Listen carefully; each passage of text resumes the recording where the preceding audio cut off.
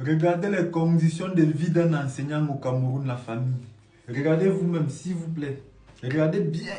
Herman, 26 ans, professeur de français et d'anglais, croyait avoir atteint le bout du tunnel après ses 3 ans de formation à l'école normale supérieure de Bambili et son affectation il y a 1 an dans un lycée technique du département de la Mofo et Akono. C'est un jeune rongé à petit feu par son statut d'enseignant en cours d'intégration que nous rencontrons ce 5 octobre au quartier Cité Verte, dans le 2e arrondissement de Yaoundé. Comme moi, nous sommes plus de 1500 enseignants sans salaire depuis 1 an. C'est vraiment difficile les conditions de vie. On n'a pas de logement, on n'a pas de salaire, on peine même à se nourrir. Quelques minutes plus tard, nous constatons stupéfaits que ces mots ne sont pas que des paroles en l'air. Au bout de ces couloirs accidentés, c'est là, dans cette chambre exiguë, payée 8 000 francs CFA au mois, que Herman, le jeune enseignant, a trouvé refuge. Il passe ses nuits cauchemardesques sur ce matelas squelettique. Les traces de rouille sur sa poêle et son four à gaz démontrent bien que le dernier repas concocté ici remonte à Mathusalem. Sur ses cintres, sa garde-robe qui ne tient qu'à ses 2 chemises. La situation s'est transformée en un fardeau professionnel. On n'a pas de quoi payer le transport, de quoi même préparer le cours.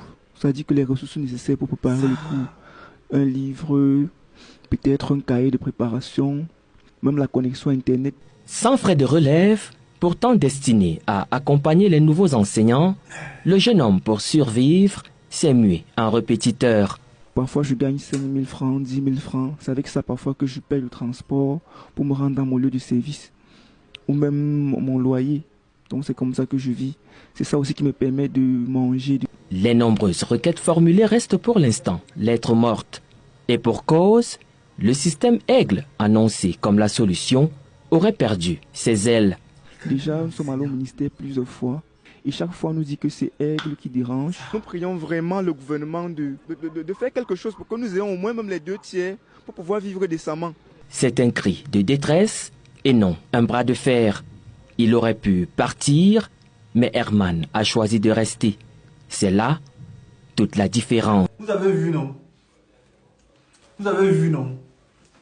Quand un enseignant vit dans ce genre de conditions au Cameroun, comment il ne va pas fuir? Comment il ne va pas déserter son poste? Comment, les gars? On dit que son dernier salaire remonte à Mathusalem. Et où Mathusalem, c'est même encore quoi? Bref, moi j'ai compris que ça remonte à 1900, ouais. La dernière fois qu'il a vu son salaire comme ça. Vous avez vu le lit d'un enseignant, les gars. Vous avez vu le lit d'un enseignant. Le milieu dans lequel un enseignant vit au Cameroun. Pourtant, ici en Côte d'Ivoire, il y a les enseignants qui sont payés à 300 000, 400 000, voire même 500 000. Au Gabon, les enseignants sont payés à 400 000, 500 000. Et vraiment, nous, on a même fait quoi à Dieu? On a fait quoi à Dieu pour mériter tout ça, les gars? Après, on va voir un jeune porter l'habit du RDPC qui part voter pour le Biya. Ouais! Les gars, on a fait quoi à Dieu? Les gars, s'il vous plaît, 2025 sinon, nous on veut le changement. Tout simplement, hein. Tout simplement, les gars. Les militaires, alors n'en parlons pas.